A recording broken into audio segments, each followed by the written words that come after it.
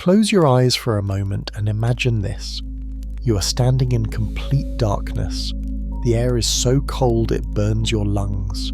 Above you, stars blaze brighter than you have ever seen. There are no city lights here, no car horns, no phone screens, just endless nights stretching in every direction. Now imagine something else. In the distance you see a warm orange glow. Smoke rises into the frozen sky. And inside that glow, people are sleeping. Really sleeping. The kind of deep, peaceful rest that most of us only dream about. These are your ancestors, people who lived 20,000 years ago during the Ice Age. And here is the crazy part. They probably slept better than you do right now. Before we go further, I want to help you sleep like a caveman tonight. I have created a special 7-day caveman sleep challenge that resets your body's natural rhythm. You will fall asleep faster, sleep deeper, and wake up with real energy. If you want to start tonight, grab my 1-day caveman reset in the description below. And if you are ready for the full transformation, the complete 7-day challenge is waiting for you too. Also, if you are new here, hit that subscribe button right now. Tell me in the comments where you are listening from and what time it is. I love knowing that people from every corner of the planet are gathered around this little fire of ours. Now let me ask you something. When was the last time you slept through the entire night without waking up? When did you last go to bed when you felt actually tired, instead of forcing yourself at some random time? When did you wake up without an alarm and feel truly rested? For most of us, the answer is never, or at least we cannot remember. But for our Ice Age ancestors, this was normal. Every single night. Scientists who study ancient sleep patterns have discovered something shocking. Before electric lights, before alarm clocks, before Netflix and Instagram, humans slept in a completely different way, and that way was better. These cavemen did not have memory foam mattresses, they did not have central heating, they definitely did not have white noise machines. What they had was something we have lost, a deep understanding of how the human body is designed to rest. Think about your bedroom right now. You probably have blackout curtains, maybe a fan or heater, definitely a phone charging next to your bed. You have spent hundreds or thousands of dollars trying to create the perfect sleep environment. Now imagine sleeping on the frozen ground with nothing but animal furs and a fire. Sounds terrible, right? But here is the twist. Those cavemen, with their simple shelters and basic tools, had figured out something we are still trying to learn. They knew that great sleep is not about having more stuff. It is about working with your body's natural rhythms instead of fighting them. Let me paint you a picture of a typical Ice Age evening. The sun sets early because it is winter. The temperature drops fast. Your tribe gathers inside a shelter made from mammoth bones and animal hides. Someone feeds the fire. The smell of wood smoke fills the air. There are no decisions to make about bedtime. When darkness comes, you sleep. Your body has no choice. There are no lights to trick your brain into thinking it is still daytime. And here is something wild. Archaeologists have found evidence that these shelters could be 15 or even 20 degrees warmer inside than outside. These people were not just surviving, they were engineering comfort with nothing but fire, fur, and knowledge passed down through generations. But the real secret was not the shelter itself, it was what happened inside. Imagine sleeping in a pile with your entire family.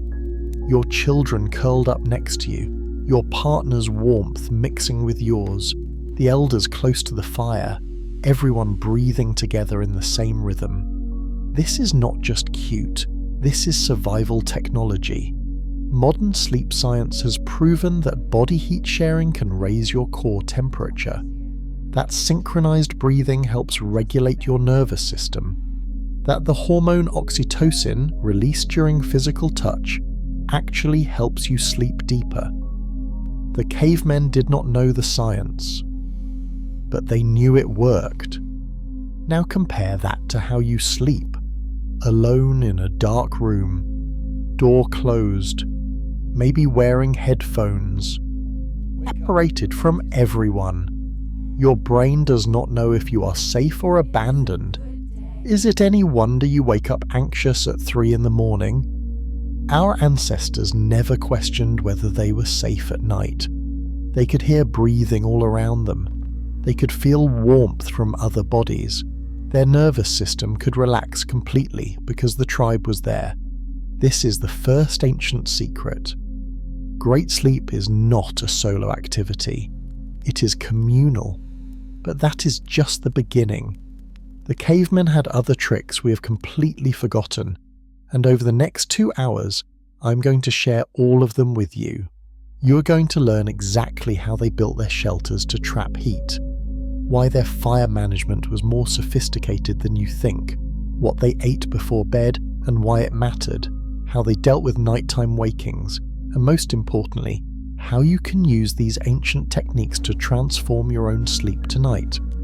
Some of what I am about to tell you might surprise you. Some of it might even make you uncomfortable because it challenges everything modern society has taught us about sleep. But stick with me, because by the end of this journey, you're going to understand something powerful. The best sleep technology ever invented was not created in a lab. It was created by people who had no choice but to get it right. So take a deep breath, get comfortable, and let me take you back to a time when sleep was not something you struggled with. It was just something that happened. Naturally, perfectly, every single night. The fire is crackling, the furs are soft, the tribe is close. Let us step into the Ice Age together. The Ice Age. Sleep revolution. Building warmth from nothing. Picture yourself standing on a frozen plain. Snow stretches in every direction. The wind cuts through your furs like knives. Your fingers are numb. Your face burns from the cold.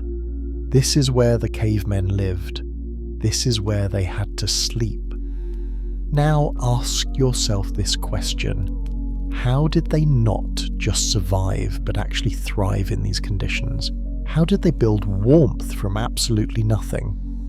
The answer is going to blow your mind. These people were not primitive. They were geniuses. Let me tell you about a discovery that changed everything scientists thought about Ice Age life. In Eastern Europe, archaeologists found the remains of a shelter that was over 15,000 years old. When they reconstructed it, they realized something incredible. This was not a random pile of bones and hides. This was engineered architecture.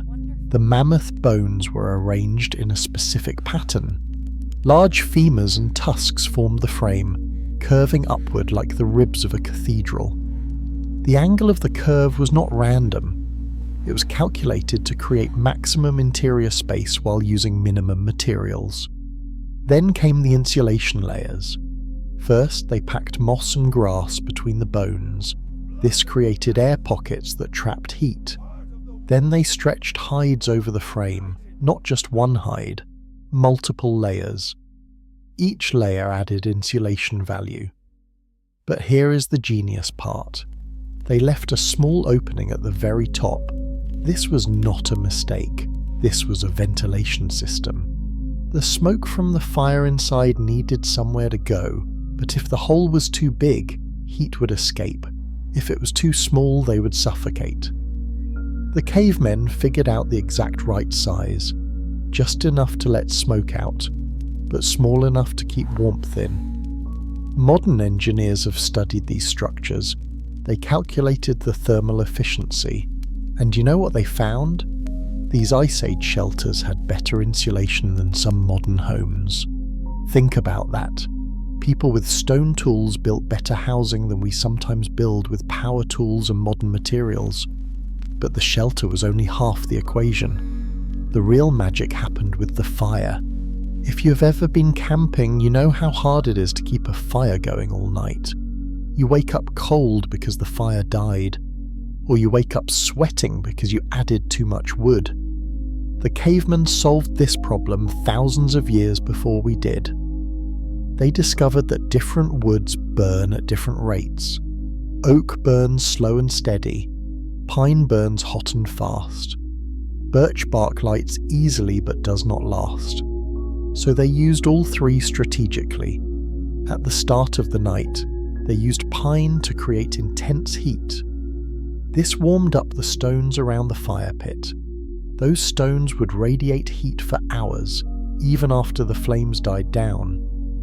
Then they switched to oak. Slow burning, reliable. It would smoulder all night, never blazing too hot, never dying completely. And if the fire did start to fade, they had birch bark ready. Easy to light even in the dark, a quick handful would bring the flames back. This is not luck, this is science. These people were master fire engineers. But wait, it gets even better. They also discovered thermal mass storage. And no, they did not call it that. But that is what it was. During the day, they would heat stones in the fire. Big ones. The kind that took hours to warm up. Then, before bed, they would wrap these stones in leather or thick grass and place them under the sleeping furs. Boom! Ancient heating pads that stayed warm for 6 to 8 hours. Archaeologists have found evidence of this in dig sites across Europe and Asia. Small pits near sleeping areas with the fire-cracked stones inside. These were not cooking pits. They were too small, they were heating stone storage. Let me ask you something. When was the last time you planned your sleep temperature this carefully? You probably just set your thermostat and hope for the best. Maybe you add a blanket if you get cold. The cavemen could not afford to hope. They had to engineer their warmth from scratch every single night. And they got so good at it that they were probably more comfortable than you are in your modern bed. Now here is where it gets controversial. Some scientists argue that these shelters prove Ice Age people were smarter than we give them credit for. Others say they just had more practice because survival depended on it. But I think both groups are missing the point. The real question is not how smart they were. The question is, why did we forget these skills? We have lost the knowledge of how to build warmth without electricity, how to sleep without artificial heating, how to work with fire instead of just flipping a switch. And in losing that knowledge, we have lost something else too. The connection between effort and comfort. The satisfaction of creating warmth with your own hands. The deep rest that comes from knowing you built your own safety. Think about how you feel when you crawl into bed tonight. You did not build that bed. You did not create that warmth. You just paid for it. There is nothing wrong with that, but there is also nothing special about it. Now imagine sleeping in a shelter you built yourself, beside a fire you carefully managed, under furs you prepared, surrounded by people whose body heat you can feel. That is not just sleep. That is achievement. That is connection. That is something worth resting for. The cavemen understood this in their bones. Every night was a small victory. Every warm morning was proof that they could survive anything. Before we move on, I want you to hit that like button if you are learning something new. It helps more people discover these ancient secrets. And drop a comment telling me, would you rather sleep in a modern bed alone or in a caveman shelter with your tribe? I am curious what you think. The shelter is built. The fire is burning. But there is still one more piece of the puzzle, and it is the most important piece of all. The surprising science behind mammoth bone shelters. Let me tell you about the first time archaeologists realized just how sophisticated these Ice Age shelters really were. It was 1965. A Soviet research team was excavating a site in Ukraine. They had found mammoth bones before. That was not unusual. Mammoths were everywhere during the Ice Age, but this time was different. The bones were not scattered randomly, they were organised, arranged in circles, stacked in specific patterns, and when the team stepped back and looked at the whole site, they saw something that made them freeze. This was not just a pile of bones, this was a blueprint. The cavemen had created a modular building system. They could take apart and rebuild these shelters as they moved.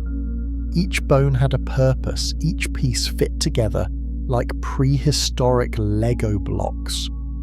But here is what really shocked the scientists. When they measured the interior dimensions, they realized the shelters were perfectly sized for optimal heat retention based on average group size. Not too big, which would waste heat. Not too small, which would cause crowding and moisture problems. How did people without mathematics figure this out? Trial and error. Thousands of years of it. Every generation made small improvements. A slightly different bone angle here. An extra layer of insulation there. The designs that worked best were copied. The ones that failed were forgotten. This is evolution. But not biological evolution, cultural evolution, and it happened faster. A modern architect with computer modelling software would struggle to design a better shelter given the same materials. These Ice Age engineers did it with nothing but observation and memory. Let me break down exactly how these shelters worked. First, the foundation. They dug a shallow pit about 1 foot deep. This served multiple purposes. It got them below the wind line. It created a natural cold sink where heavier cold air would settle below the sleeping level. And it made the walls shorter, which saved materials. Next, the frame. Large mammoth bones, especially leg bones and tusks, were planted in the ground around the pit's edge. These bones could weigh hundreds of pounds each. Moving them required group effort. Placing them required precision. The bones curved inward, meeting at the top, but they did not just stack randomly. The cavemen used a specific lashing technique. They carved notches in the bones where they intersected. Then they used sinew, the stretchy tendon from animals, to tie them together. As the sinew dried, it contracted and held tighter than rope. Then came the weatherproofing layers. Layer 1, moss and grass pressed between bones. This created the first air gap for insulation. Layer 2, smaller hides, like rabbit or fox, stretched over the frame. These sealed the gaps and added flexibility. Layer 3, large hides from reindeer or bison. These were the waterproof outer shell. The cavemen treated these hides with animal fat to make them shed water like a raincoat. Layer 4, in the coldest regions, they added a final layer of packed snow. Yes, snow, because snow is actually an excellent insulator when it is packed correctly. It creates thousands of tiny air pockets that trap heat. The result? A structure that could maintain an interior temperature 20 degrees warmer than outside with just a small fire. But temperature was not the only thing they controlled. They also managed humidity. Too much moisture inside means everything gets damp. Damp furs do not insulate well. Damp people get sick, so they created ventilation. That hole at the top was not just for smoke, it was a moisture release valve. Warm, humid air rises. The vent let it escape before it could condense on the walls. They also chose their sleeping materials carefully. Dry grass and reeds underneath created a moisture barrier between the cold ground and the warm bodies above. These materials were replaced frequently. Archaeologists find evidence of multiple layers in dig sites, showing they brought in fresh bedding regularly. Now here is something that will make you think differently about ancient people. They understood the concept of thermal zones. The area closest to the fire was the warmest. This is where elders slept. Their older bodies needed more heat. Children slept in the middle, packed together for maximum warmth and safety. The strongest adults slept on the outer ring, nearest the cold walls. Their bodies generated the most heat and could tolerate the lower temperatures. This was not cruelty to the strong, this was intelligent design. Everyone slept in the zone that matched their body's needs. Compare this to your house. You probably have one thermostat setting for the whole place. Everyone gets the same temperature whether it is right for them or not. The cavemen personalized comfort without even thinking about it. But here is the controversial part that some scientists debate. Did they understand what they were doing? Or were they just following traditions without knowing why they worked? Some researchers say these people had no concept of heat transfer or insulation. They just copied what worked. Other scientists disagree. They point to the variations in shelter design across different regions. In areas with more wind, shelters were built lower and more aerodynamic. In areas with heavy snow, roofs were steeper. In milder climates, ventilation holes were larger. This suggests understanding, not just copying. They adapted designs based on environmental conditions. That requires cause and effect thinking. I think the truth is somewhere in between. They might not have known the physics terms, but they absolutely understood the principles. They knew that tight spaces hold heat, that wind steals warmth, that moisture makes cold feel colder, that smoke needs to escape but heat should stay, and they used that knowledge to build something remarkable. In fact, there is a museum in Czech Republic where they built a full-size replica of an Ice Age mammoth bone shelter. They let visitors sleep in it overnight. You know what people report? They sleep better than they do at home, even though the bed is just furs on grass, even though there is no electricity, even though the bathroom is outside. People sleep better. Why? Because the shelter creates the conditions human bodies evolved to sleep in. Gentle warmth, fresh air circulation, darkness broken only by firelight, and most importantly, connection to other people. Before we continue, if you're enjoying this, go ahead and subscribe. We are uncovering ancient wisdom that could change how you sleep tonight, and I promise you the next chapter is going to reveal something even more surprising about why sleeping together was actually the secret weapon that made humans unstoppable. The shelter is built, the science is clear. Now let us talk about what happened inside those walls that made all the difference. Why sleeping together made humans unstoppable. Here is a question that might make you uncomfortable. When did humans start sleeping alone? Think about it. For 99.9% of human history, nobody slept by themselves. Babies slept with mothers, children slept in piles, adults slept with partners and family members.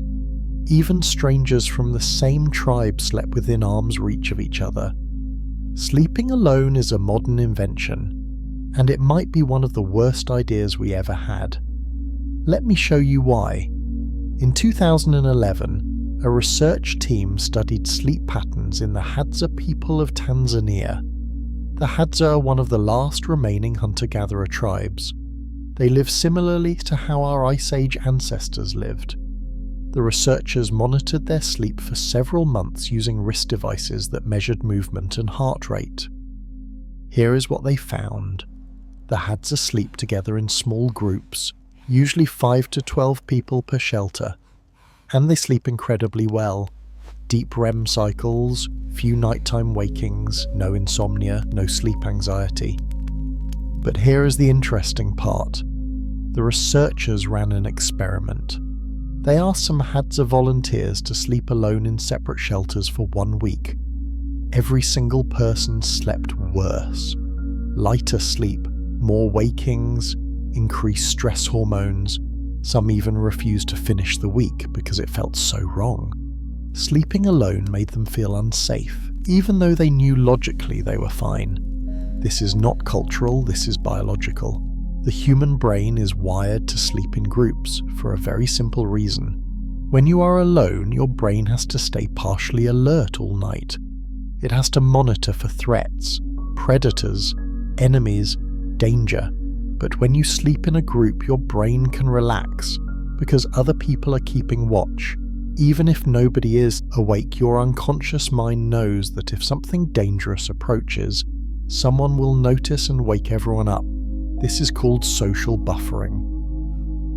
The presence of other humans literally buffers your nervous system against stress. The cavemen lived this reality every night. Inside their mammoth bone shelters, they slept in what scientists call a sleep huddle. Bodies arranged like puzzle pieces, maximum contact, minimum gaps. This served multiple purposes. First, heat sharing. Human bodies generate about 100 watts of heat each. That is like a light bulb. Now imagine 10 light bulbs in a small insulated space. That is 1,000 watts of heat. More than most space heaters. The cavemen were their own heating system. Second, security.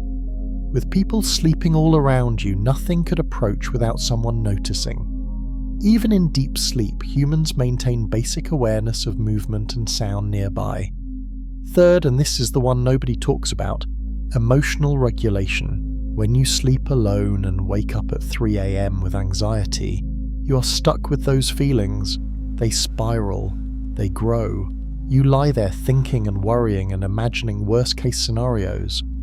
But when you sleep next to other people, something different happens. You hear their breathing, steady, calm, your breathing automatically syncs with theirs. This triggers your parasympathetic nervous system, the rest and digest mode. Your heart rate slows, your anxiety fades.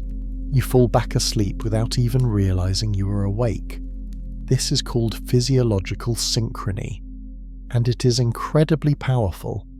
Studies show that when people sleep in the same room, their heart rates and breathing patterns synchronize within minutes. Their REM cycles align, their stress hormones drop, you become a sleep team. And teams perform better than individuals. But there is more. Sleeping in groups also created stronger social bonds.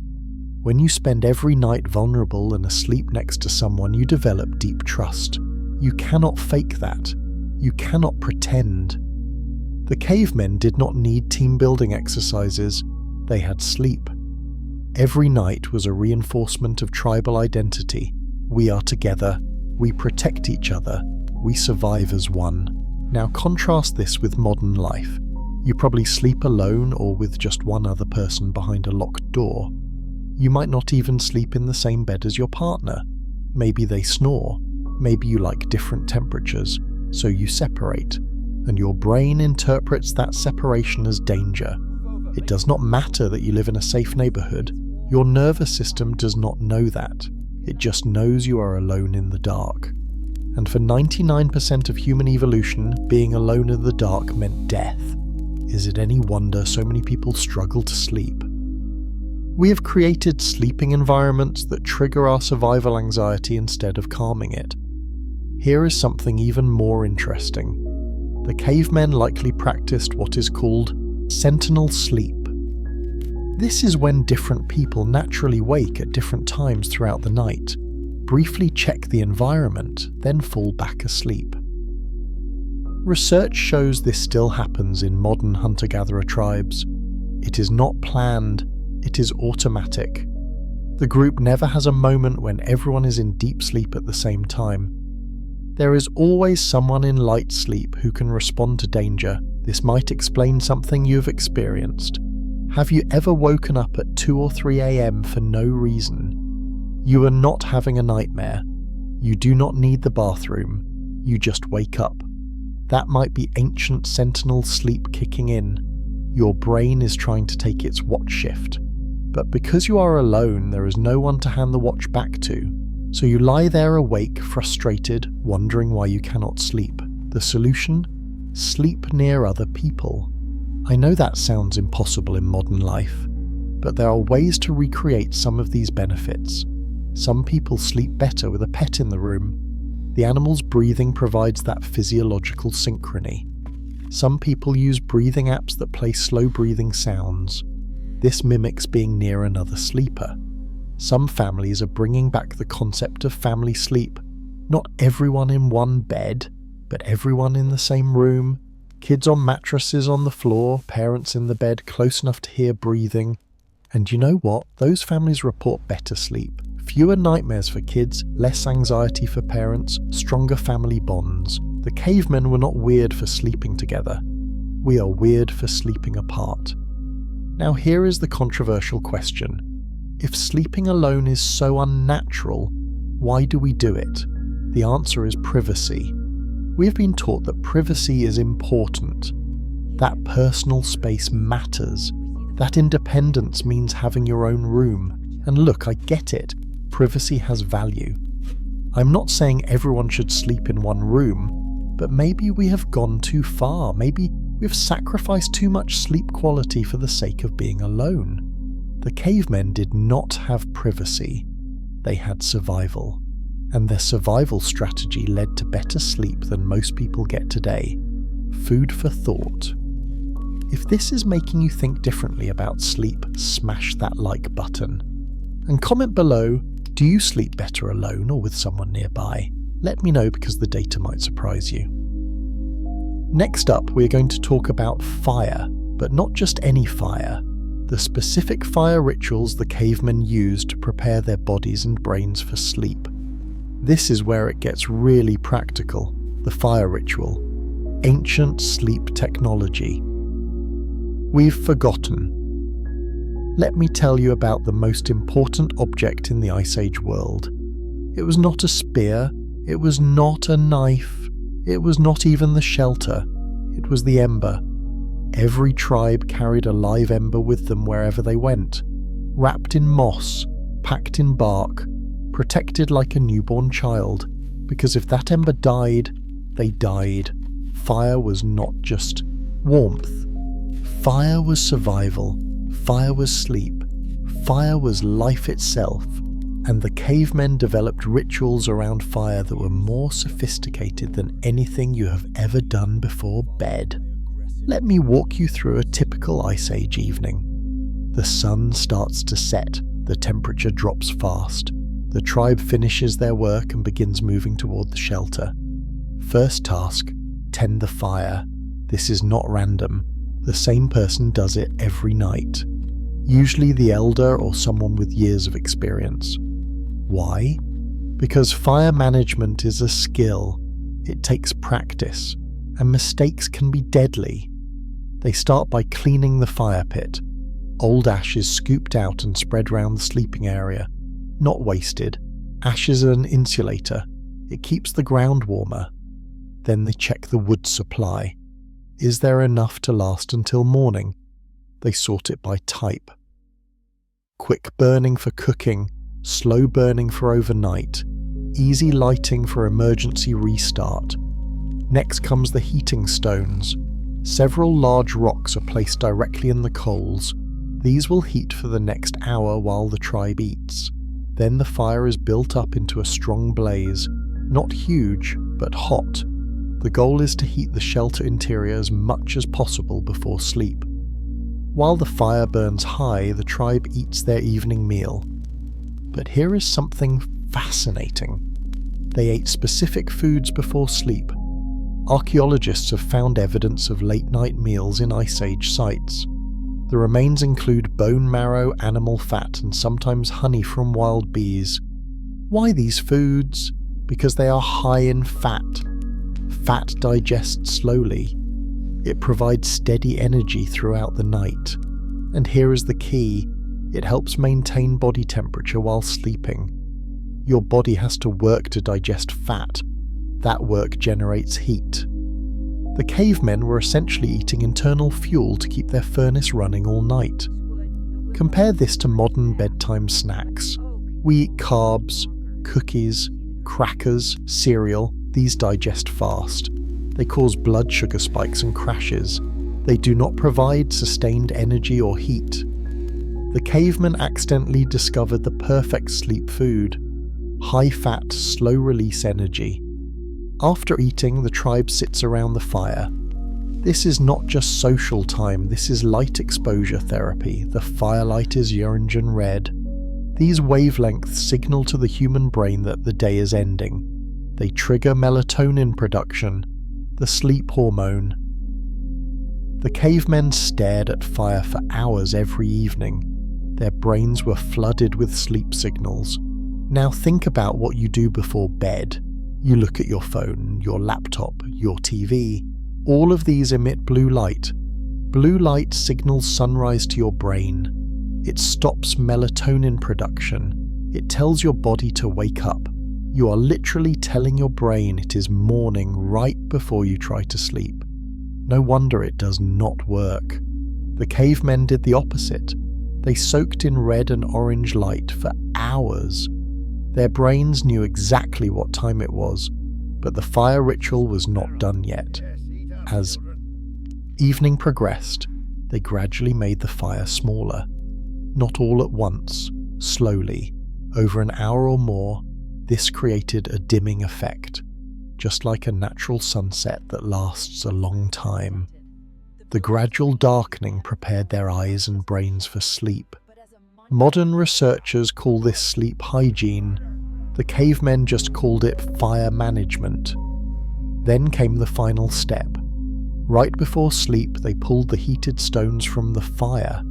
These stones were now incredibly hot, too hot to touch directly. They wrapped them in leather pouches or thick grass bundles.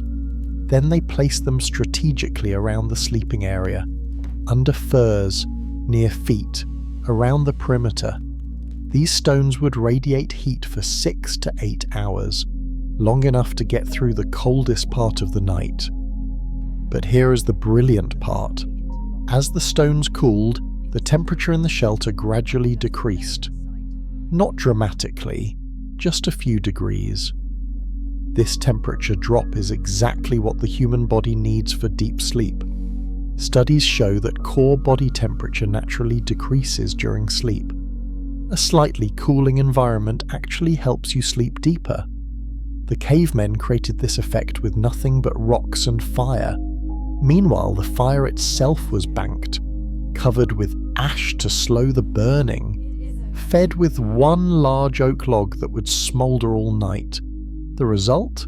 A gentle, steady heat source that never blazed too hot or died completely. Someone always took responsibility for checking the fire once during the night. Not a formal watch, just natural waking. They would add a small piece of wood if needed, adjust the ash covering, then return to sleep. This is fire ritual, and it was performed every single night, without fail, for thousands of years. Now let me ask you, what is your bedtime ritual? Maybe you brush your teeth, maybe you set an alarm, maybe you check your phone one last time. These are not rituals, these are habits, and they do not prepare your body for sleep. A real sleep ritual should do 3 things. 1. Signal to your brain that sleep is coming. The cavemen used dimming firelight. 2. Prepare your body physically. The cavemen used heat, food, and temperature management. 3. Create a sense of safety. The cavemen used the presence of the tribe and the protection of fire. You can recreate parts of this ritual in modern life. Instead of scrolling on your phone, light candles. Real fire. Let your eyes adjust to warm light. Instead of eating carbs, have a small snack with healthy fat. A spoonful of nut butter, some cheese, a few olives.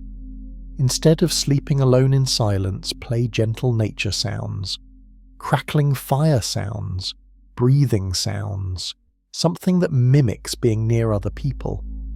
And here is a controversial one. Consider leaving your bedroom door open. I know privacy is important, but a closed door can trigger isolation anxiety. An open door, even just a crack, can help your brain feel safer. The cavemen did not have doors. They had these openings covered by hide flaps, easy to move, never fully sealed. They understood something we have forgotten. Sleep is not about shutting the world out. It is about feeling safe within it. The fire was their safety signal. As long as fire burned, they were protected. What is your safety signal? What tells your brain it is okay to let go and sleep deeply? For most people, the answer is nothing. We just hope sleep happens. The cavemen never hoped. They prepared, every stone heated, every log chosen carefully, every person in place, every detail managed. And then sleep came naturally, because the ritual told their bodies it was time. That is the power of ritual, that is what we have lost. But you can get it back, starting tonight. Before we move on to the next chapter, drop a comment. What is one fire ritual principle you are going to try tonight? Light exposure, fat snack, temperature management? Let me know. And if you are getting value from this, hit subscribe, because we're about to dive into something even more fascinating. What happened when cavemen woke up in the middle of the night, and why their approach might be the cure for your 3 a.m. anxiety. What happened during Ice Age nighttime awakenings? Here is something you probably do not know. Sleeping 8 hours straight through the night is not natural, it is a modern invention. Before electric lights, most humans slept in 2 shifts. They called it first sleep and second sleep. And the time between those 2 sleeps? That was some of the most important time of the day. Let me explain. Historical records from medieval Europe describe this pattern clearly. People would go to bed around 8 or 9 p.m. They would sleep for about 4 hours. Then they would wake up. Not because something was wrong, not because of insomnia, they just naturally woke up. And then they would stay awake for 1 or 2 hours. During this time they would do quiet activities. Pray, think, talk with family members, sometimes even visit neighbours. Then they would return to bed for second sleep, another 4 hours until dawn. This pattern was so common that medical books gave advice for what to do during the watch, as it was called. But here is the fascinating part. When anthropologists studied modern hunter-gatherer tribes, they found the same pattern.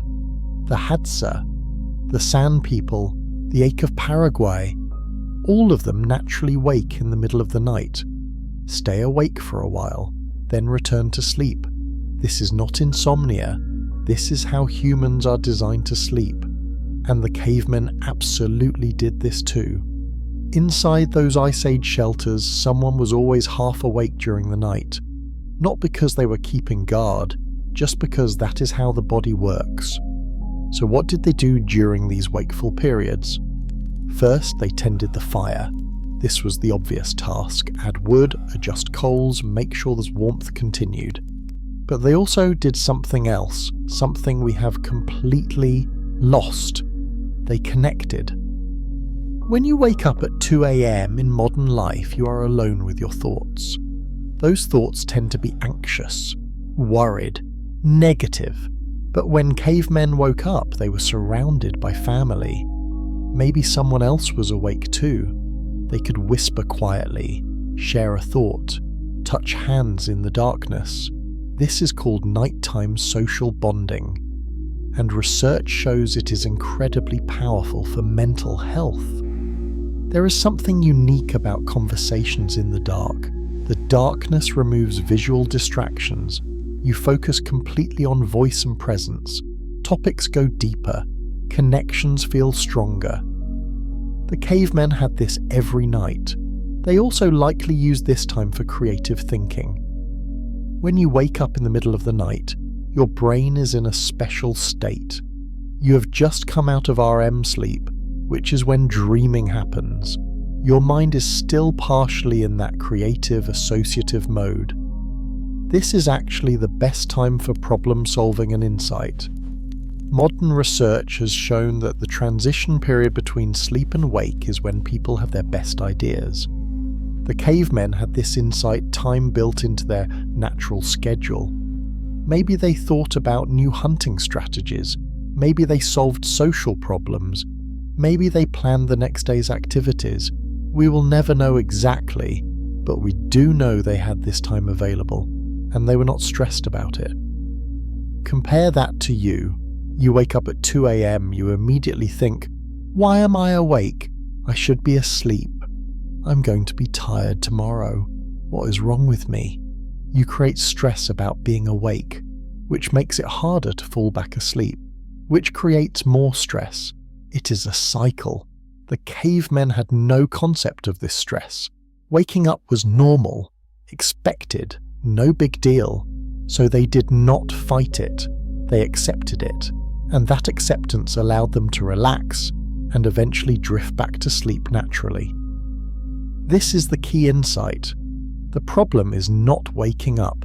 The problem is worrying about waking up.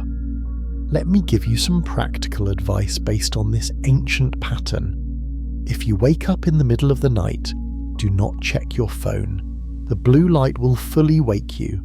Do not turn on bright lights. Do not start solving real problems. Instead, do what the cavemen did. Lie there quietly, breathe. Listen to the sound of your own breathing, or your partner's breathing if they are nearby. If you feel the urge to do something gentle. Meditate, pray, think pleasant thoughts. Maybe get up and sit by a window and look at the night.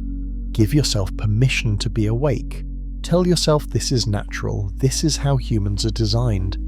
And here is the controversial part.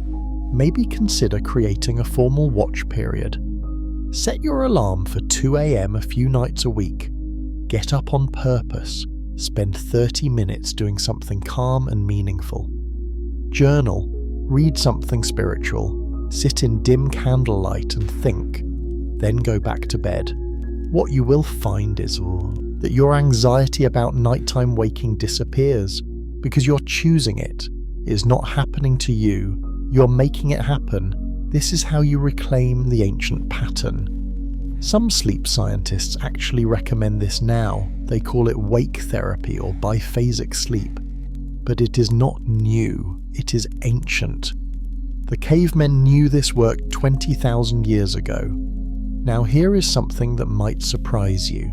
The watch period was not just personal time, it was also romantic time. Historical records suggest that couples often use the time between first sleep and second sleep for intimacy. The household was quiet, children were asleep, it was private time. Some historians even think this is why humans evolved to have this nighttime waking pattern. It created opportunities for pair bonding without the distractions of daytime life. The cavemen likely experienced this too.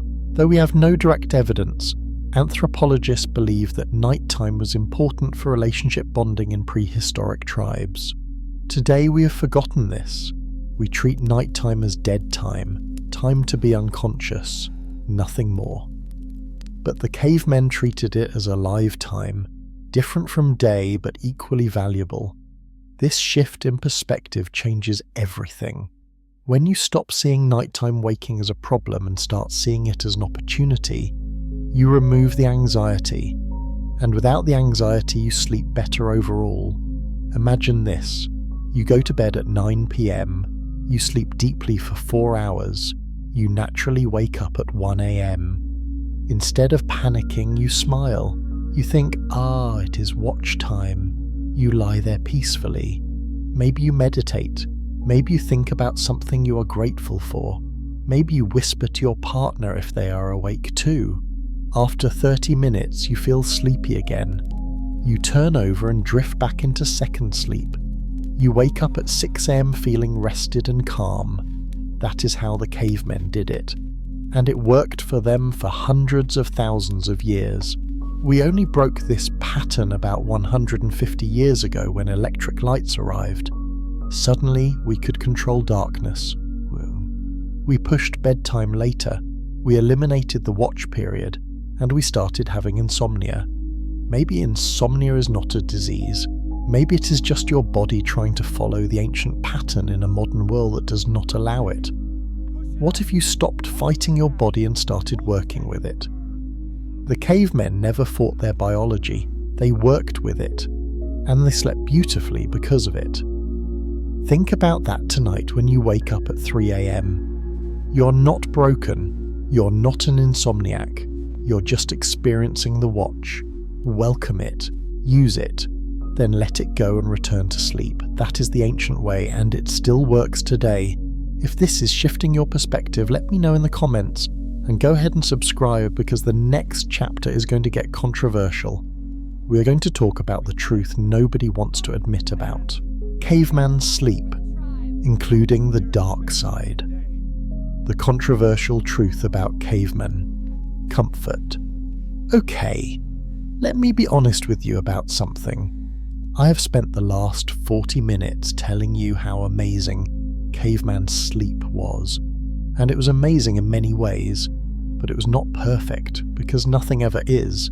And if I do not tell you the hard parts, I am not giving you the full picture. So let us talk about the controversial truth. The stuff that romantic stories about the Ice Age leave out. First, let me be very clear. Some people did not sleep well. If you were injured, you suffered. There was no pain medication, no comfortable hospital bed, just you, your pain, and the hard ground.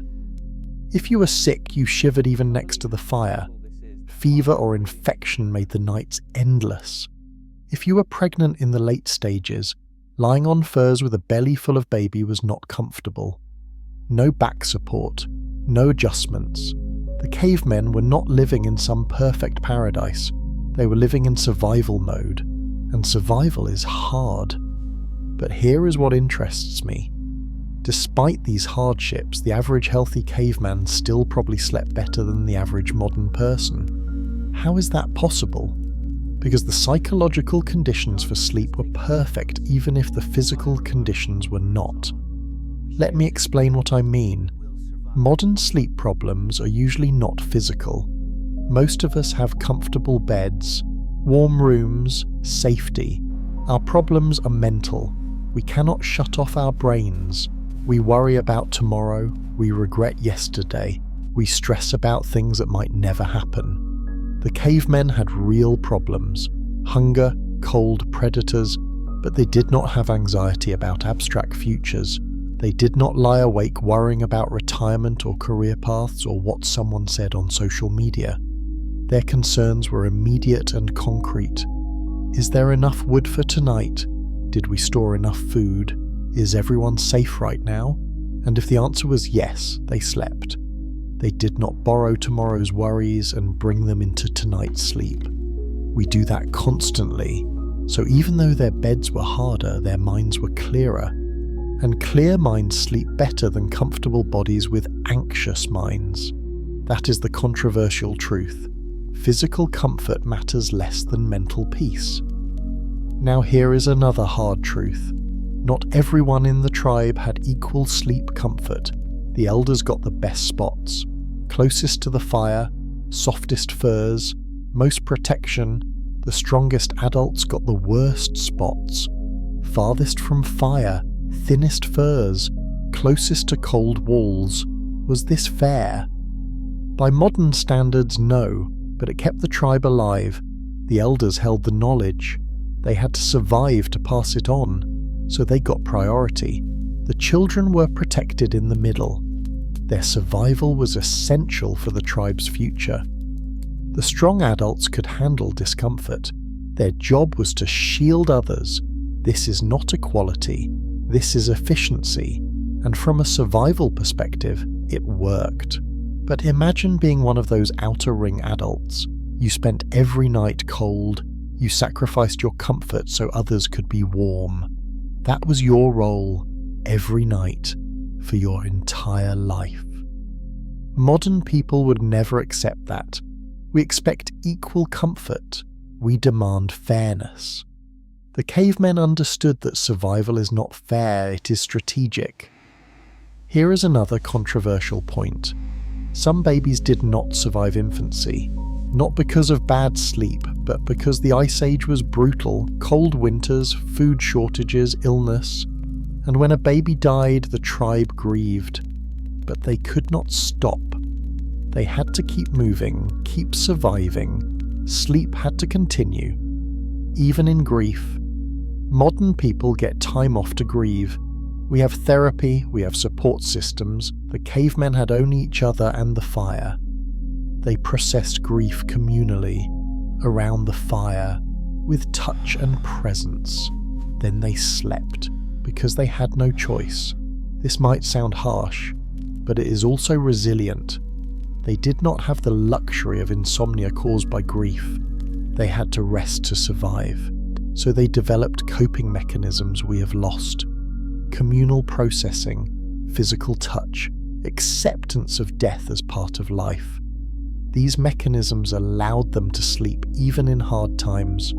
We have lost these skills. When we experience grief or trauma, we often cannot sleep for weeks or months. We have no communal processing, no physical comfort from the tribe. We are alone with our pain, and it destroys our sleep. The cavemen were never alone with pain. Now let me address the elephant in the room. Was caveman sleep actually better, or am I romanticizing the past? Here is my honest answer.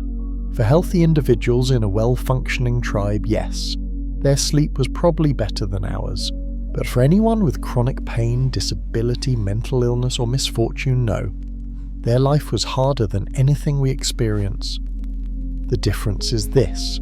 The cavemen had natural rhythms and social support. We have comfort and medical care. Ideally, we would combine both. The best possible sleep would be modern comfort with ancient rhythms, soft beds with communal bonding, medical care with fire rituals. We do not have to choose between past and present. We can take the best of both. And that is actually what I am trying to teach you in this video. You cannot go back to being a caveman, and you would not want to even if you could, but you can adopt the sleep principles in your modern life.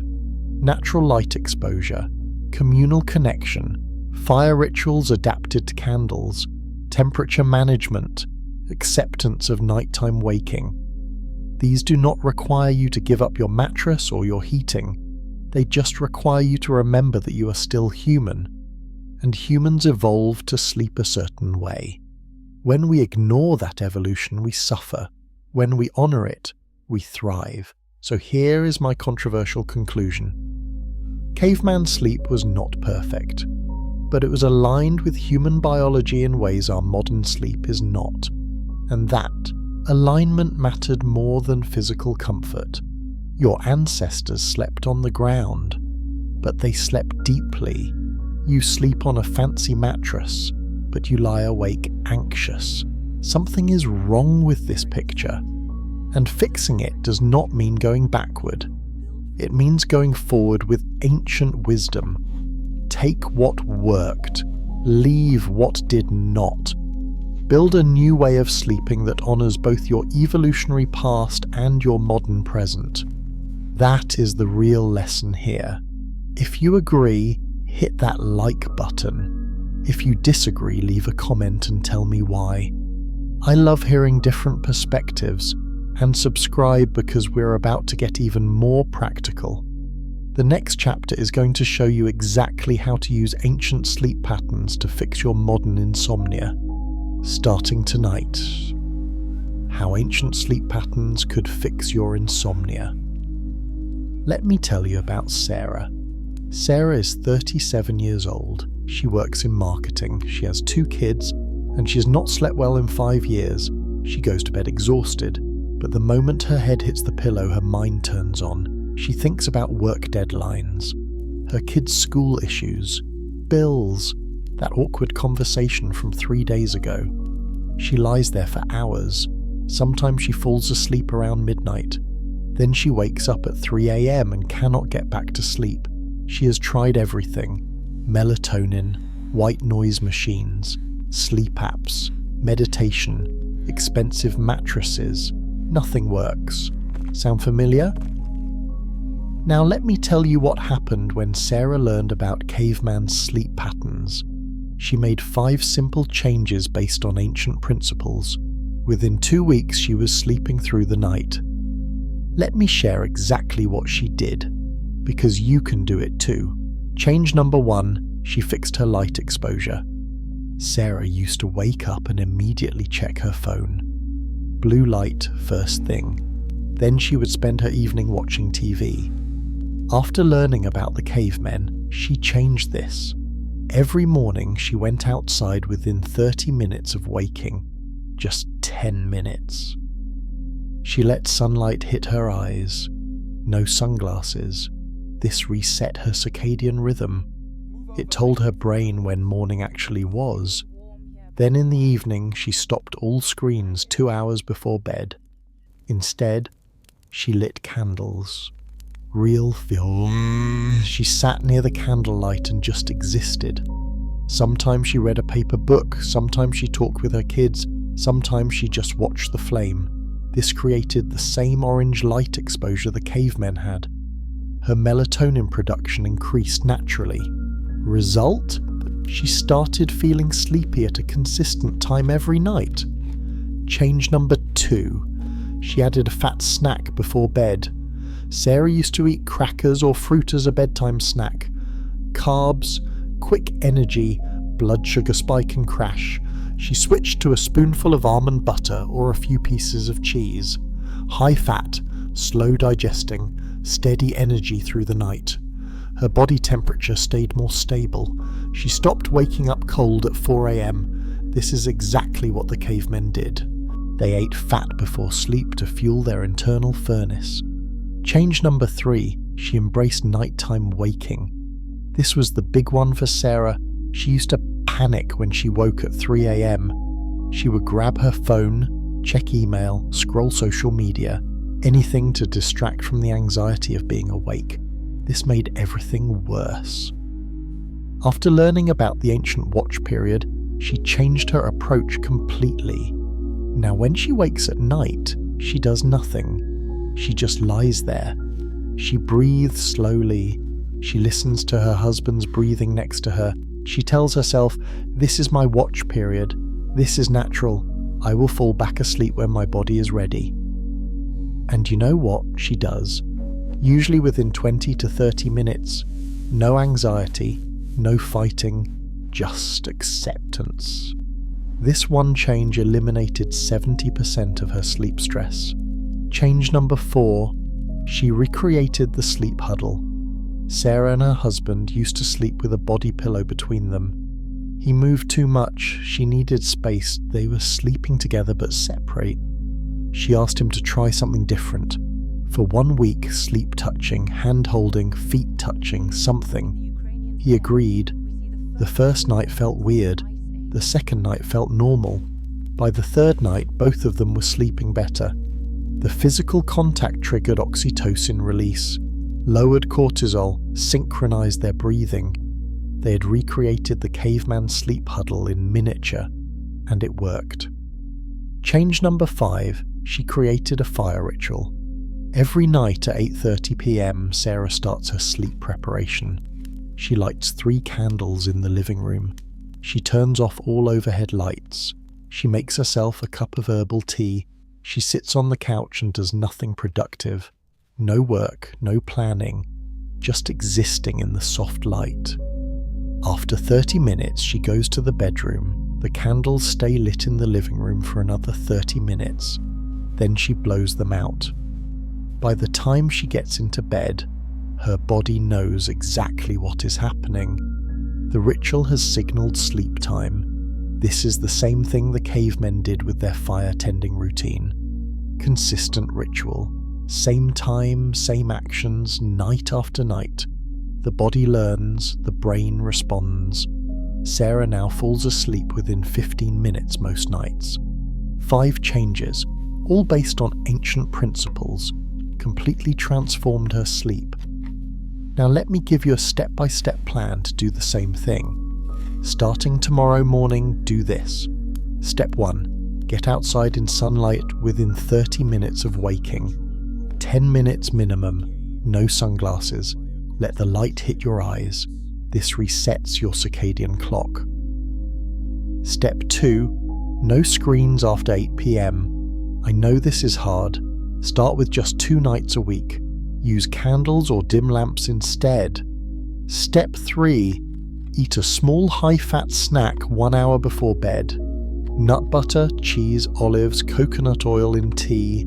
Something with healthy fat. Step 4. If you wake during the night, do not check your phone. Do not turn on lights. Just lie there. Breathe. Tell yourself it is natural. You will fall back asleep. Step 5. Create a simple bedtime ritual. Same time every night, same actions, light a candle, sit quietly. Signal to your body that sleep is coming. That is it. 5 steps, none of them require buying anything, none of them are complicated. They just require you to stop fighting your biology and start working with it. Now here is the thing. These changes will not work instantly. Your body has been operating on artificial rhythms for years. It needs time to relearn natural ones. Give it 2 weeks. Commit to 2 weeks of following these principles. After 2 weeks, evaluate. Are you falling asleep faster, sleeping deeper, waking less?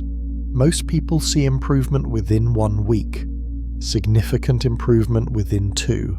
But you have to be consistent. You cannot do this Sunday and Thursday and expect results. The cavemen did these things every single night. That is why they worked. Now let me address some common objections. I cannot give up my phone before bed. Okay, then do not.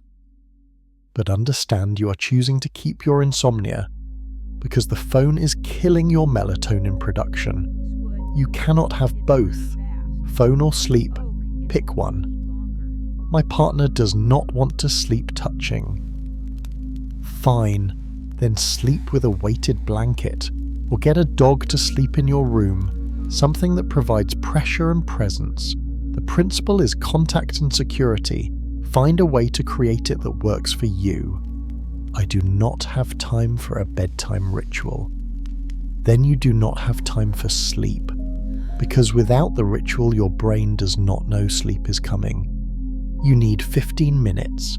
If you do not have 15 minutes, your life is too busy, and that is why you cannot sleep.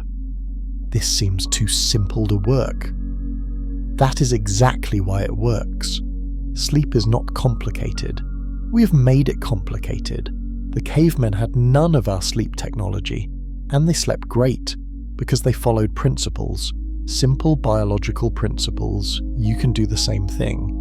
In fact, let me make this even easier for you. I have created a free 7-day caveman sleep challenge. It walks you through implementing all of these principles step by step. Day 1, fix your light. Day 2, adjust your food. Day 3, create your ritual. By day 7, you will be sleeping better than you have in years. The link is in the description. Grab it right now, it is completely free. And if you want the full program with guided audio, sleep tracking and community support, the complete challenge is available too. But start with the free version, see the results, then decide if you want more. Before we continue, drop a comment. Which of these 5 changes are you going to try first? Let me know because I read every comment. And subscribe because the next chapter is going to reveal something dark. Something the romantic stories about cavemen never tell you. The real dangers they faced every night, and how they dealt with them. The dark side of Ice Age nights nobody talks about. Let me paint you a different picture of Ice Age nights. It is 2 a.m. Inside the shelter, the fire has burned low, the darkness is thick, and somewhere outside something is moving. Footsteps crunching in the snow, heavy, slow, deliberate. Everyone in the shelter is awake now, not moving, not speaking, just listening. The footsteps stop right outside the entrance. Breathing. Low. Animal breathing. This is the part of caveman sleep that nobody wants to talk about. The terror. Let me be very clear. Ice Age nights were dangerous. Cave bears weighed over 1,000 pounds. They could rip apart a shelter with their claws. Cave lions hunted in packs. They were bigger than modern lions, smarter, more aggressive. Wolves circle camps waiting for a mistake, a child wandering out, an unguarded entrance. And then there were other humans, rival tribes, strangers, people who wanted your fire, your food, your shelter. The cavemen were not sleeping in safety. They were sleeping in constant low-level fear. So how did they manage to sleep at all? The answer is fascinating. and it teaches us something important about fear and sleep. They accepted the danger. They did not pretend it was not there. They did not try to convince themselves everything was fine. They simply accepted that danger was part of life, and they took precautions. First, they never let the fire die completely. Fire keeps most animals away. The light, the smoke, the crackling sound, all of it signals human presence and danger to predators. Second, they chose shelter locations carefully.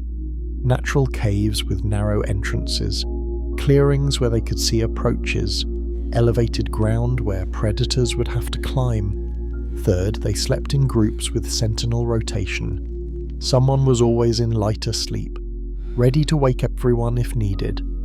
Fourth, and this is important, they made noise. Humans snore, humans shift, humans talk in their sleep. All of these sounds tell predators that humans are present, and most predators avoid humans. So the cavemen did not try to sleep silently, they slept normally, and that normal human noise was actually protective. Now here is where it gets interesting. Despite all this danger, they still slept better than we do. How? Because the fear was external, it was real. It was something they could prepare for and manage.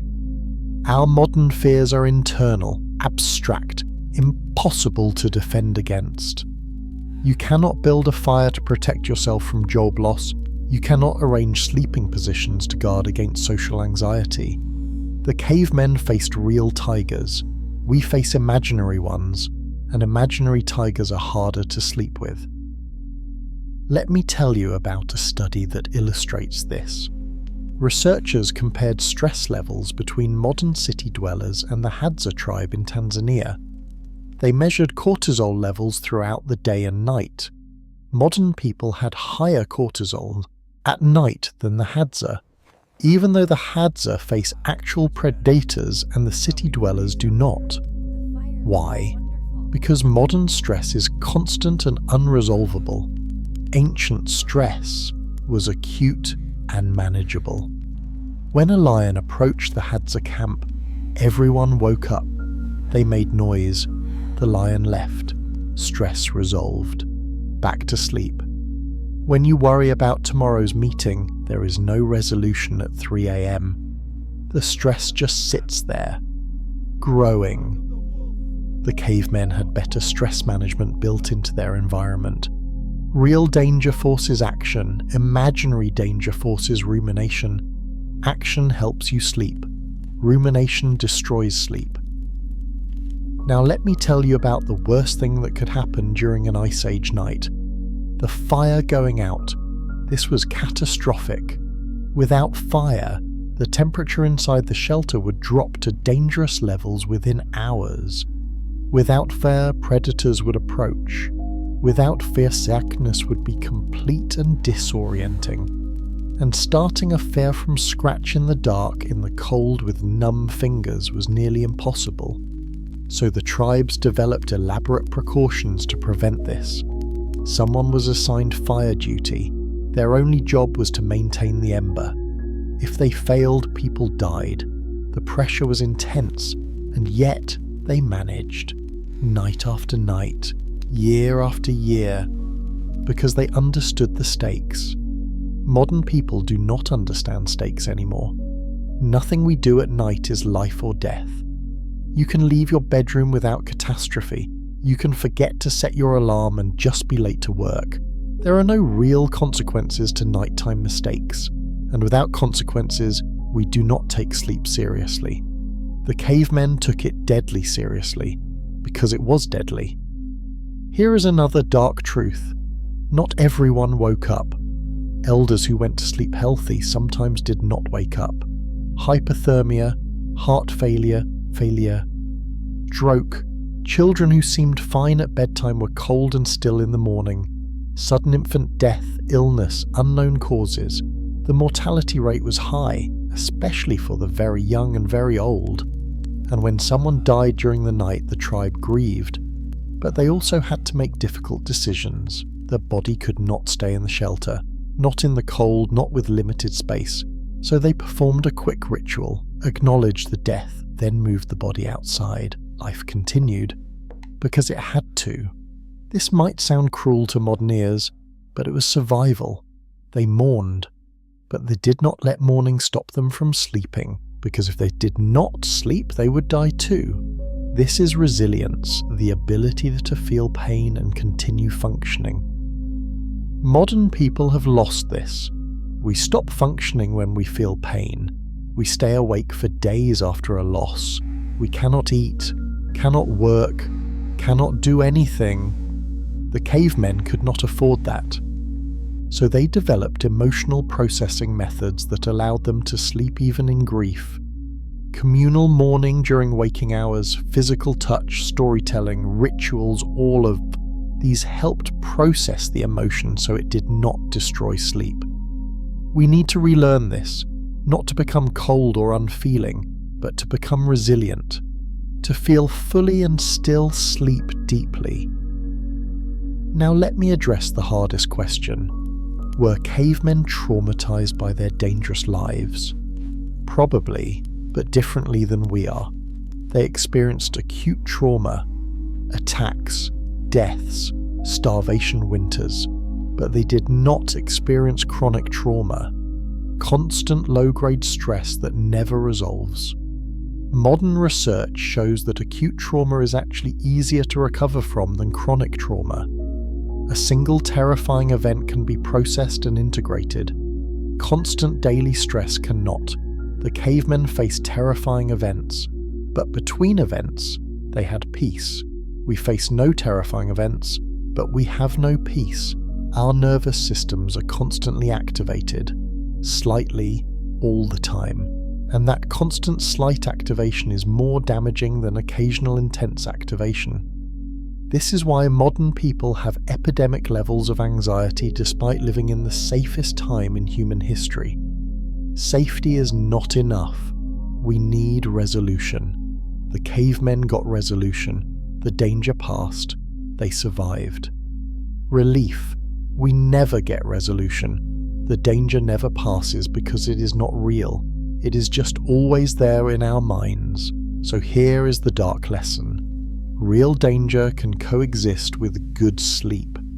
If the danger is external and manageable, imaginary danger destroys sleep. Because it is internal and unmanageable, you need to learn the difference. What you fear at night, is it real or imaginary? If it is real, take action, prepare, defend, then sleep. If it is imaginary, name it, acknowledge it, then let it go.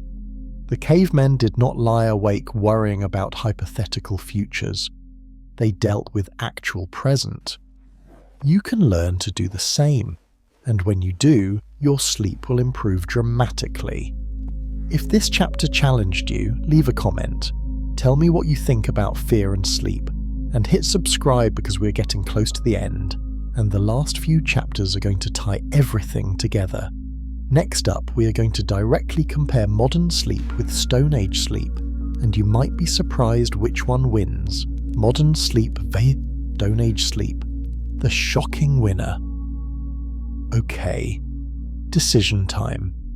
I am going to describe two sleeping situations. You tell me which one sounds better. Option A. You sleep in a climate-controlled room. The temperature is exactly 70 degrees. Your mattress costs $2,000. Memory foam. Adjustable base. Egyptian cotton sheets. You have blackout curtains. A white noise machine. A sleep tracking watch. Your phone is charging 3 feet away. You're alone in the room. The door is locked. You feel safe. Option B. You sleep on the ground, under animal furs. The temperature fluctuates, sometimes too hot near the fire, sometimes too cold when it dies down. You're surrounded by your family. You can hear them breathing, you can feel their warmth. There are no phones, no lights except firelight, no sounds except natural sounds. Which one would you so choose? If you said option A, I get it. That is what we have been taught to want. But let me show you what the science actually says. In terms of sleep quality, Option B wins every single time. Here is why. Modern sleep tracking studies of hunter-gatherer tribes show something remarkable. These people, sleeping on the ground with minimal comfort, have better sleep than Western populations. Deeper REM cycles, fewer sleep disruptions, lower rates of insomnia, almost no sleep anxiety. How is this possible? Because sleep quality is not determined by mattress quality, it is determined by circadian alignment and nervous system regulation. Let me break this down. Circadian alignment means your sleep schedule matches your biological clock. The cavemen went to bed when it got dark, they woke when it got light. Perfect alignment. Modern people go to bed when they finish Netflix. They wake when their alarm screams. Terrible alignment. Nervous system regulation means your fight or flight system shuts off at night. The cavemen felt safe because of the tribe and the fire. Their nervous system could fully relax. Modern people feel isolated. Their nervous system stays partially activated even during sleep. These two factors matter more than any mattress. Now let me show you something that will really surprise you. The average caveman probably got more total sleep than you do. Not because they went to bed earlier, but because they did not have artificial light keeping them awake. In winter, Ice Age nights could be 14 or 15 hours long. The cavemen might have slept 10 to 12 hours per night during winter. In summer, nights were shorter. Maybe they slept only 6 or 7 hours. But over the course of a year, they averaged around 9 hours per night. You probably average 6 or 7, maybe 8 if you are lucky. That is a 2-hour sleep debt you carry constantly. The cavemen never had sleep debt, because they slept when they were tired and woke when they were rested. Crazy concept, right? But wait, what about sleep quality? Surely the hard ground and cold temperatures disrupted their sleep. Not according to the evidence. Anthropologists studying the Hadza found that they rarely wake during the night. Their sleep is consolidated and deep. Compare this to modern sleep studies where the average person wakes 15 to 20 times per night. You might not remember these wakings, they are brief, but they disrupt your sleep cycles. The cavemen had fewer disruptions because their environment was stable. Dark, quiet, safe feeling. Your environment is unstable. Light pollution through windows, street noise, phone notifications, an isolated nervous system, more disruptions, lighter sleep. Now, let me address sleep disorders. Did cavemen have sleep apnea, insomnia, restless leg syndrome? Probably much less than we do. Sleep apnea is largely caused by obesity and sleeping position. The cavemen were lean. They slept in varied positions, not just on their backs. Insomnia is largely caused by circadian disruption and anxiety. The cavemen had perfect circadian rhythm and communal anxiety buffering. Restless leg syndrome is linked to iron deficiency and sedentary lifestyle. The cavemen ate organ meat, high in iron, and walked miles every day. So no, they probably did not have our modern sleep disorders. They had different problems, injuries that hurt at night, cold that interrupted sleep, real dangers that required vigilance. But these are manageable problems. You adapt, you prepare, you survive. Our problems are invisible. You cannot adapt to blue light because you cannot see it damaging your sleep. You cannot prepare for chronic stress because it has no beginning or end. Here is the bottom line. If we could magically combine modern comfort with ancient rhythms, that would be ideal. A soft mattress in a dark room, climate control with circadian lighting, safety with community. But we cannot have ancient rhythms without giving up some modern conveniences. You cannot scroll your phone until midnight and also have perfect circadian rhythm. You cannot sleep alone in isolation and also have nervous system regulation from community. You have to choose. And most people choose convenience over sleep quality. Then they wonder why they are tired. The cavemen never had that choice. They had to sleep well to survive. So they created the conditions for great sleep. Every night, without exception, you have the choice, but you keep choosing wrong. Why? Because nobody taught you that sleep is not about comfort. It is about biology. Your body does not care if your mattress cost $2,000. It cares if you saw sunlight today, if you felt safe tonight, if your circadian rhythm is aligned. The cavemen understood this at a deep instinctive level. We have forgotten it completely, but you can remember, starting tonight. Here is my challenge to you. For 1 week, try sleeping the caveman way. No phones after sunset. Use candles. Go to bed when you feel tired, not when the clock says you should. Sleep near someone if possible. A partner, a pet, something. Keep your room cool at the start of the night, then let it warm gradually. If you wake up, do not fight it. Accept it. Return to sleep naturally. 1 week. See what happens. I bet you sleep better than you have in years, because you will be working with your biology instead of against it. That is the real lesson here. Stone Age sleep beats modern sleep not because it was more comfortable, but because it was more aligned, and alignment always wins. If you are ready to try this, drop a comment. Tell me you're taking the challenge, and subscribe because the next chapter is going to explore one of the most mysterious parts of caveman sleep, their dreams, and the nighttime rituals we have completely lost. The mystery of prehistoric dreams and nighttime rituals. Let me ask you a question. What did cavemen dream about? We will never know for sure, but we can make educated guesses, and those guesses reveal something profound about how they process their world. Modern sleep science shows that dreams are how the brain processes experiences and emotions. You dream about things that happen during the day. Stressful events, important moments, confusing situations. Your brain uses sleep to sort through it all, deciding what to keep, what to discard, what needs more processing. The cavemen did the same thing, but their dreams were different. They dreamed about survival, the hunt, the weather, the herd movements. They dreamed about fire, keeping it alive, losing it, finding it again.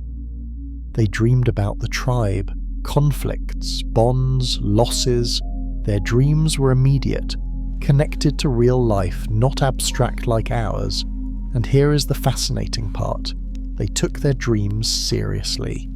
Anthropologists studying modern hunter-gatherer tribes have found that dreams are considered important information. A dream about a lion might mean do not hunt in that direction today. A dream about water might mean a storm is coming. A dream about a dead ancestor might mean the tribe should perform a ritual. Dreams were not dismissed as random brain activity. They were respected as messages. The cavemen likely did the same thing. When someone woke from a vivid dream, they probably shared it with the tribe. The elder would interpret it. The group would discuss it, and they might change their plans based on it. This is not superstition. This is paying attention to unconscious processing. Your dreaming brain notices patterns your waking brain misses. A hunter might dream about a specific valley because his unconscious noticed subtle signs that prey was there. An elder might dream about danger because her intuition picked up on something wrong. The cavemen trusted this. We ignore it. We wake up from vivid dreams and immediately forget them. We dismiss them as meaningless. But what if they are not meaningless? What if your brain is trying to tell you something? The cavemen listened, and their survival might have depended on it. Now let me tell you about nighttime rituals we have lost. In many traditional cultures, there are specific things you do before sleep to invite good dreams.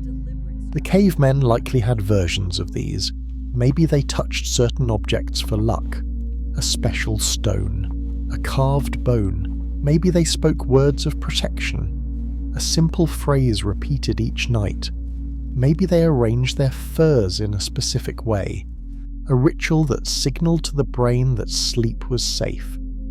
We have no direct evidence of this, but we do have evidence from every traditional culture ever studied. All of them have bedtime rituals. Because rituals work, they calm the nervous system, they create predictability, they tell the brain what is coming next. The cavemen understood this instinctively. Modern people have forgotten it. We treat bedtime as a random event. We collapse into bed whenever we are exhausted. No ritual, no preparation, no signal to the brain. And then we wonder why sleep does not come easily. Here is something else the cavemen probably did. They told stories before sleep. Not long stories, not epic tales, just small stories about the day. What happened during the hunt, what someone saw in the forest, what a child said. This served multiple purposes. It reinforced tribal bonds, it shared information, and it prepared the mind for sleep. Because stories engage the imagination without creating stress. Your brain shifts into narrative mode, visualizing, feeling, but not analyzing or worrying. This is the perfect pre-sleep state. We have lost this too. Instead of stories, we scroll, we watch, we consume content designed to grab attention and spike emotions, the opposite of what the brain needs before sleep. The cavemen knew better. Stories, firelight, quiet voices, the perfect recipe for sleep. And let me tell you about one more ritual we need to bring back. Gratitude before sleep. There is no direct evidence that cavemen practiced gratitude, but anthropologists have observed it in modern hunter-gatherer tribes. Before sleep, someone might say something like, "The hunt was good today, we have food, we are warm." Simple acknowledgement of what went right. This is not just feel-good nonsense, this is nervous system regulation. When you end the day by acknowledging what you have, your brain registers safety. You are not in danger, you're not lacking, you can rest. When you end the day scrolling bad news and social media comparisons, your brain registers threat. You are behind. You're not enough. Stay alert. Which one helps you sleep better? The cavemen practiced primitive gratitude, not because they were more evolved, but because it helped them survive. Grateful people sleep better, worried people do not. It is that simple. So here is what I want you to try tonight. Before you go to sleep, share one story from your day. Out loud if someone is there. In your mind if you are alone. Not a stress story, a simple story, something you noticed. Something that happened. Then say one thing you are grateful for. Again, out loud or in your mind. I am warm tonight. I have food. I am safe. That is it. 30 seconds. This is the caveman nighttime ritual adapted for modern life. And it works, because your brain is the same brain they had. It responds to the same signals. Story equals connection. Gratitude equals safety. Connection plus safety equals sleep. Try it for 1 week. I promise you will notice a difference. Now before we finish, I want to bring everything together in the final chapter. I am going to give you a complete practical guide. Everything you need to sleep like a caveman tonight. But first, if this video has helped, you do me a favor, hit that like button. Leave a comment telling me what you learned, and subscribe so you do not miss future videos. Also remember that free 7-day caveman sleep challenge I mentioned. The link is in the description. Grab it now. Okay, let us finish strong with your complete caveman sleep transformation guide. Your caveman sleep challenge. Transform your rest tonight. We have covered a lot in the last 2 hours. Mammoth bone shelters, fire rituals, communal sleeping, ancient sleep patterns, the good, the bad, the controversial. Now let me tie it all together into a simple action plan you can start using tonight. This is your caveman sleep protocol. 7 principles, 7 actions, starting now. Principle 1. align with the sun. Action. Get sunlight in your eyes within 30 minutes of waking. 10 minutes minimum, no sunglasses. This resets your circadian clock and tells your brain when morning is. Then in the evening, avoid bright lights after sunset. Use dim lamps or candles. Let your brain know night is coming. Principle 2. Use fire. Action. 1 hour before bed, light a candle. Turn off overhead lights. Sit near the candle and do something calm. Read, think, talk. Just exist in the gentle light. This triggers ancient programming. Your brain recognizes fire as safety and sleep signal. Principle 3. Eat for heat. Action. 1 hour before bed, eat a small snack with healthy fat. Almond butter, cheese, olives, coconut oil in tea. This gives your body fuel to maintain temperature overnight. You will sleep warmer and deeper. Principle 4. Create the huddle. Action. Sleep near someone if possible. A partner, a child, a pet. Something that provides warmth and breathing sounds. If you sleep alone, use a weighted blanket or play gentle breathing sounds. Recreate the security of the tribe. Principle 5. Manage temperature. Action. Start the night cool, around 65 degrees if possible. Let your body warm up under blankets. This mimics the cave environment. Cool air, warm cocoon. Principle 6. Accept the watch. Action. If you wake during the night, do not panic. Do not grab your phone and just lie there. Breathe. Tell yourself this is natural. Give yourself permission to be awake for 20 minutes. Then let sleep return naturally. Principle 7. Build ritual. Action. Do the same things every night before bed. Same time, same sequence. This signals your brain that sleep is coming. Your ritual could be candle, warm drink, gratitude statement, story, lights out, simple, consistent, powerful. Those are your 7 principles. Now let me give you a sample evening following the caveman sleep protocol.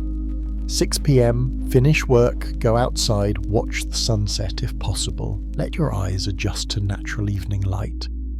7 p.m, dinner with family or friends, real food, real conversation, no phones at the table. 8 p.m, dim the lights in your home, light candles, turn off screens. 8:30 p.m, make your bedtime snack, almond butter on a spoon or cheese and olives. 9 p.m, start your bedtime ritual, sit by candlelight, maybe read for 15 minutes from a paper book.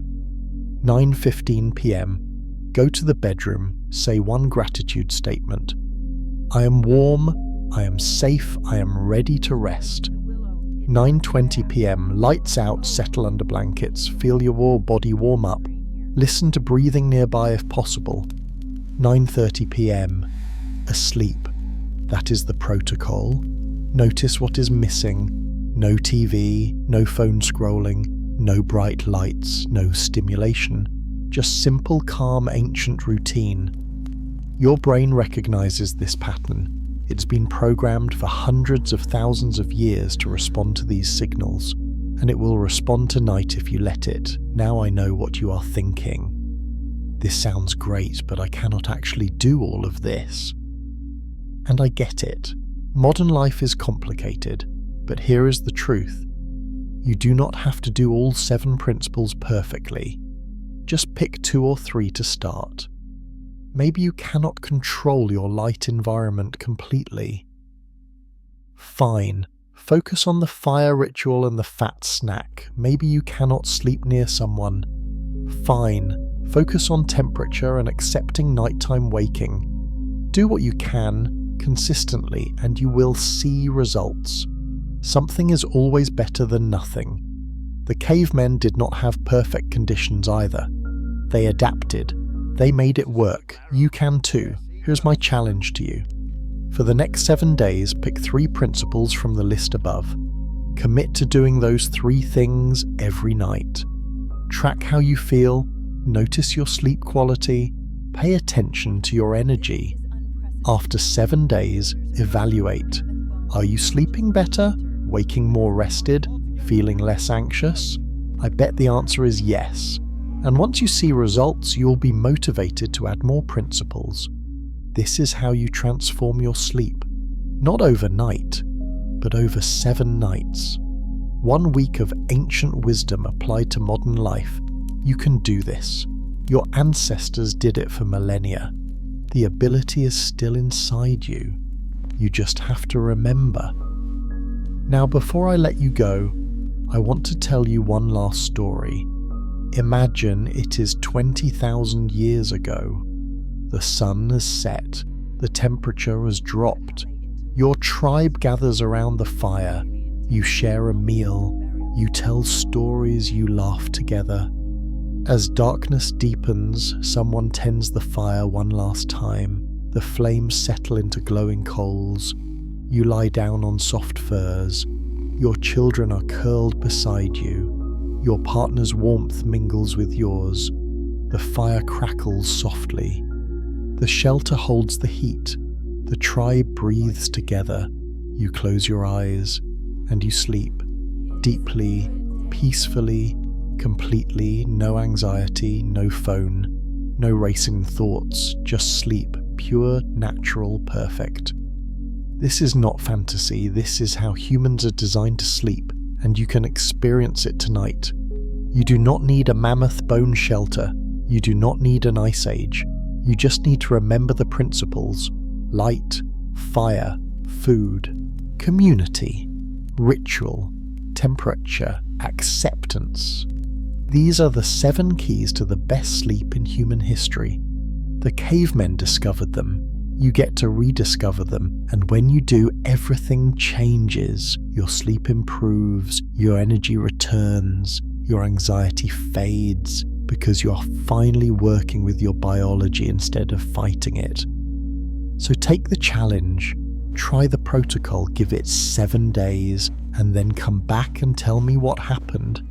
Leave a comment, send a message, let me know how it went. I want to hear your success story, because every person who sleeps better is proof that ancient wisdom still works, and that the best sleep technology ever invented was not created in a lab. It was created by humans who had no choice but to get it right. The cavemen figured it out. Now it is your turn. Sleep well tonight, and every night after. Like the fire that never dies, may your rest be deep and your warmth eternal. Good night.